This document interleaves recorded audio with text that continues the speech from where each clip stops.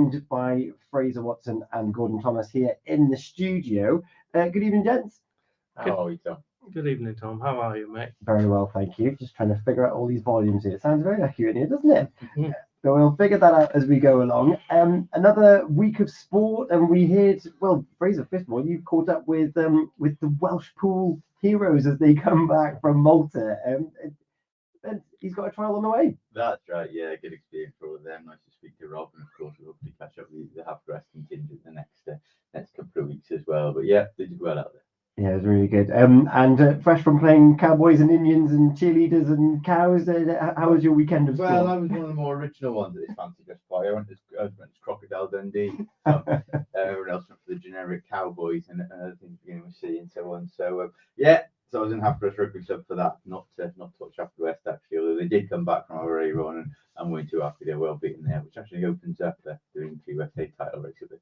It does. In fact, we'll touch on that in just a moment, actually. But Gordon, how was your week of sport? Yeah, it was okay. I was out and about on Saturday afternoon, Senior Cup game at Prendergast, where the Bridge were playing Narberth. Interesting game. Narberth finished the game with 9 players.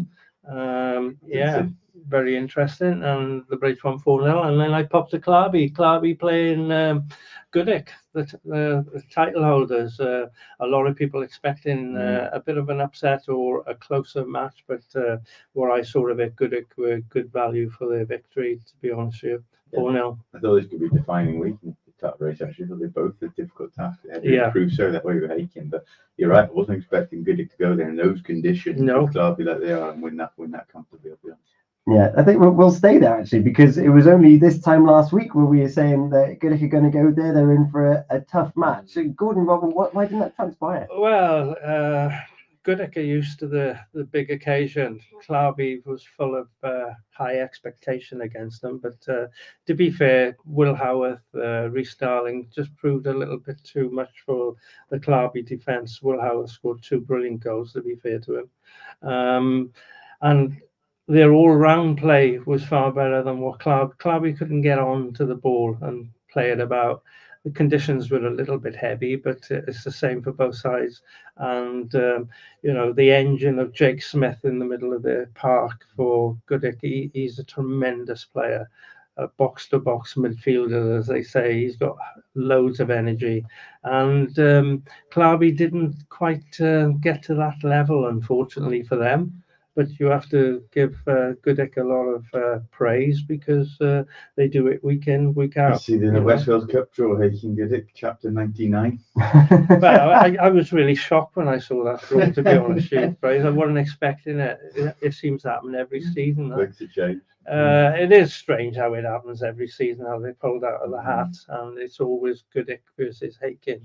It's a strange one. I'd like to know how that happens, because it doesn't happen in the FA Cup. Or you get conspiracy theories as well. That time. Oh, I mean, I'm not suggesting that for one bit. Maybe denying COVID soon. Yeah. Not a lot of teams done that, though. Good to see. Yeah, no, that's the main thing, isn't it? Clarkston, it's got to the stage now with Division 1, surely, where every team, they go to Goodwick or Aiken, or they come round as the visitors, and you think, we'll just play the game to get it done, and we'll bounce back next week. Is this what Clarkston are thinking now? Yeah, exactly that. I mean, their thoughts will turn to possibly the Senior Cup. They're not taking out of that. So they probably have high expectation of going far in that competition. As for the league, we say it every year, but it's already looking like a 2-horse race, let's be honest. Goodwick 2 points clear of Aiken United, and they're both to play each other again in the league. Plus, we just spoke about the cup game as well, so it's going to be interesting how that pans out as the season unfolds. Yeah, I think there's already a 10-point gap between second and third building up, and but Aiken, they got the win over Carew, Fraser, but it wasn't necessarily as plain sailing as they would have thought. No, it'd be a difficult game, and they played a reverse fixture this Saturday as well. Strange to see Carew just third from bottom, I'm afraid. I don't know. Their form has improved of late, mate, to be fair. I should also mention the other Division 1 game on Saturday, quite a finish at Neyland. I thought, actually, looking at the fixture on paper, it's a sort of game they needed to win. I don't mean that disrespecting Yeah. United going well this season, but in terms if they're going to survive and get themselves out of it, Exactly. you get 3 points, and then you got one by a late show. Well, yeah, Liam Park scored both their goals for the Robins race, and Corey Richards scored in the 80th and 94th minute to salvage a point for the Nomads. Telling me. yeah, incredible finish. Yeah, great game to watch though for the neutral. And Wayne Parry picking up the yellow card as well, still going. Incredible, Wayne. Yeah, I'm not sure if he's older than you, Fraser. Yeah, I think so. He's been playing longer than I've been. And then you mentioned there the Haken Carew picture that they got the return as well. Carew held on for a while. Well, they were in it, shall I say? Will they be looking to turn them over? I mean, all those goals came in the first half as well, so they didn't concede in the second half at the Obs, and they went behind and levelled it up, and then conceded another goal, lost 2-1. At home, it will be interesting to see how they. We keep saying it every week though. Haken will raise their game. They're just doing enough to get the points, and Goodwick are probably looking a little bit stronger at this moment in time with the goals they're scoring. But when they played a few weeks ago, it ended up 4-4 with Bridge. It's always going to be close games between those two. But I give Goodwick slight favourites at the moment. Yeah, slight favourites. I have to keep reminding myself that Haken are actually doing this consistency with a new structure and some new faces and new managers. Justin Skinny Harding has done a good job. It's always difficult taking over from somebody who's been in position for a little while, like Scott Davis was, and Scott was quite successful. He's lost a lot of the top players that we call like Nicky Woodrow, Ashley Bevan. I know Ashley came on Saturday, but Ashley's probably not the player he was of a few seasons ago. No disrespect to him, because he is a cracking lad. They Goodwick just seem to have that consistency at the moment with the playing staff as well. It's got the same sort of 13 or 14 players every week, and whereas Haken have had to change a few players around during the course of the season, still been successful, right? Yeah, it's going to come down to the wire again, isn't it, for the two of them? It probably will do, I think, Tom. I think it'll be obviously. I don't know whether it'll be the last game of the season. That'll be after the Pembrokeshire League phase, will it? The random computer fixture throws up. And of course, Haken haven't entered as many cups, and then, as you mentioned, Claverston Roads went through on their behalf as well. So they should have more energy. They'll be concentrating on that. They'll be hell bent on trying to bring the title back down to the Obs.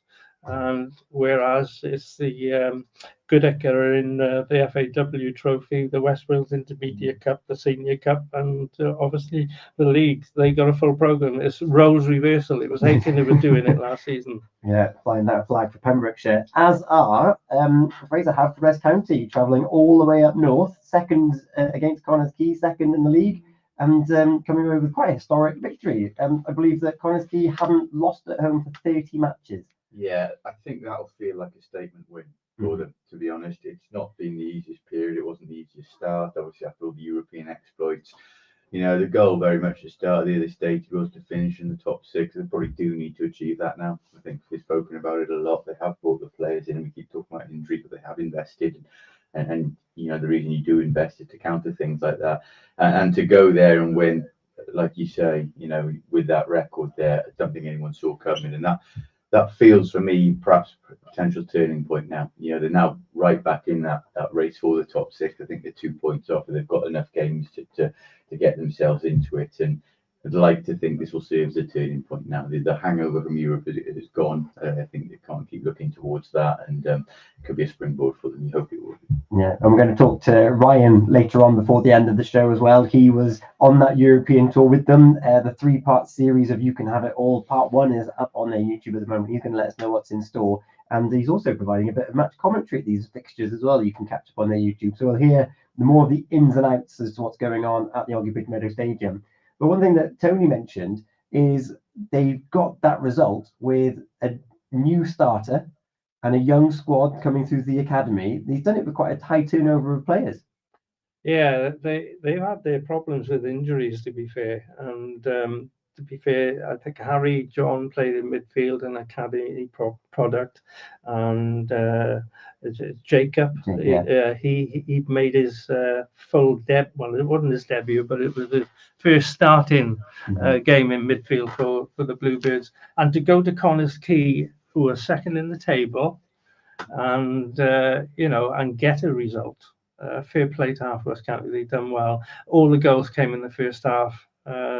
Luke Tabone had the first one. They equalised through Ryan Halliday, and then as Ben Fawcett, it was a horrendous mistake by their keeper though, Fraser. I don't know if you've seen the footage.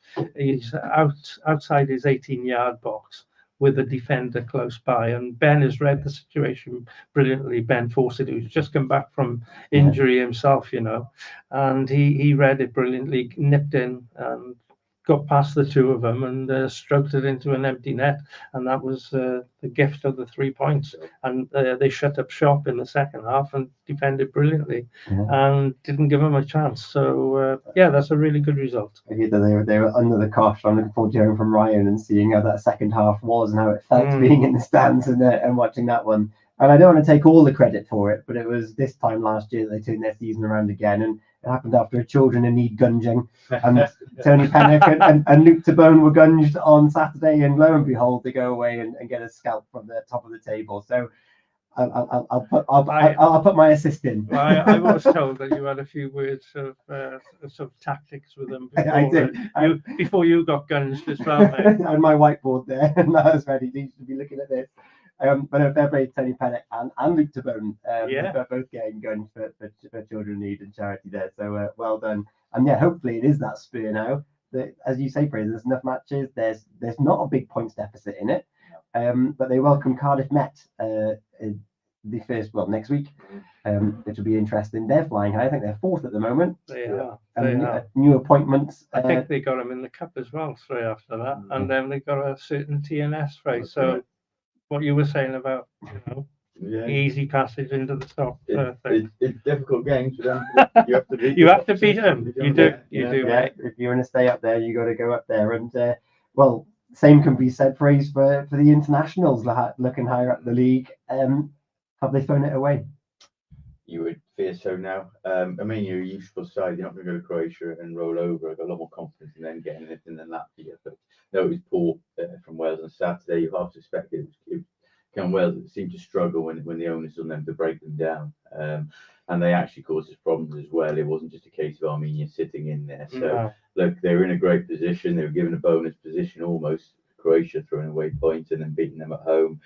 And now they just simply have to win tomorrow. But I don't think that'll be easy either. Turkey have already qualified, so you perhaps hope that that has an impact on their attitude. But Turkey are stronger side than Armenia, make no mistake about it. So they now have to win it and hope Croatia slip up. I'm going down tomorrow, actually. I was hoping to be down at another Flames occasion. I don't think it'll happen personally. I think it'll be through the playoffs if Wales are going to get there. They have had great days there at the Cardiff City Stadium where they have gone against the odds and the results gone with them. I was there at Slovakia when a young, was it Woodburn, got a goal in the corner there. That's right, yeah. But the last, I think critically, when we qualified for Euro 2020 or became Euro 2021, we had a similar night, but it was in our own hands on that final thing to win, to go through against Hungary. I think it was. Tomorrow night, it's not in our own hands, unfortunately. So I would be surprised if Croatia slipped that up. What do you put it down to, Fraser? I was going to ask you, Gordon. Yeah. Is it complacency? Is it being a little bit? I don't think it's complacency. I think there's a lot of attacking talent we have. We're not sure we par with it the best. I think we're too rigid. Good. Robert Page is come under for a little bit of criticism. He's seen as this organizer, but it's almost got a dour brand of football. He does get a team organised. I think we're actually better. Like when we played Croatia, when a team comes on to us, we have the likes of Harry Wilson and maybe a Dan James who've got space moving forward. They can exploit. Like I said there, if the onus is on us to break a team down who's sitting deep, we tend to struggle. We don't have any more Gareth Bale, who obviously had the set piece aspect then, or even the long range, who could perhaps reduce the magic to unlock that. So I think tactically we've been a little off. It'll be interesting now because the criticism of Rob Page. How do you see Wales setting their stall tomorrow night? Then are they going to go gung ho, or are they going to sort of sit tight and hope for the break? The onus is to win the game. I think they have to push forward, but I think they'll be very wary of what happened against Armenia at home when we did go forward in waves and we were all over the shop at the back and ended up losing 4-2. I don't think it'll be 100 miles an hour from the start course. I think, like you said, they'll probably sit in. I think they'll happily get to nil at half time. At the end of the day, it's 90 minutes. It's not about 10 minutes, is it? It's just, I think they play that way as well, Fraser. I think so. They're going to go out with what they know, knowing that the playoffs are still theirs. So they're guaranteed playoffs. But if you fast forward and make some predictions, they're likely to face Denmark and Lewandowski in that one. Yeah, that's never easy, is it? Denmark or Iceland, isn't it? In a home semi-final, and then Poland in the final. Is how it looks. It might happen. Yeah. There was criticism for Rob Page from football fans, from the chief exec of the FAW after they didn't get the results of the last 2 international windows. Would we be having the same conversation if changes had been made sooner? Potentially. I think, like I said, tactically he is quite rigid. He's obviously harboured a good group spirit. Then he got results. He qualified for a World Cup. We shouldn't overlook that. Obviously, the performance at the World Cup is brilliant and inspired. I think they will review the situation at the end of this campaign for sure. I don't know if there's anyone obvious waiting in the wings. Roy Keane? Yeah, been left. Would you swap him before the playoffs? No. Keep him throughout the end of this campaign? No, ridiculous. Interesting.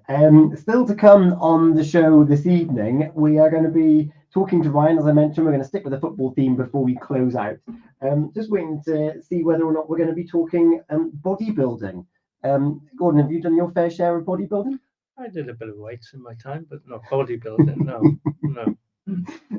Fraser, what about yourself? Have you what knowledge have you got? Because I'll be honest, my knowledge is Arnold Schwarzenegger. But Ian's really keen to come on and talk about the overall aspect of looking after yourself and having something to aim for. Well, like with Gordon, I did a bit of weight training in my time, but bodybuilding, I'm keen to see what he says now. I've never quite fathomed the nature of the competition because obviously you win them based on how you looked. There's no actually performance element there. All the performances and it goes into training, doesn't it? So I'm quite intrigued to see what he says and how the sport works. I don't know a great deal about it.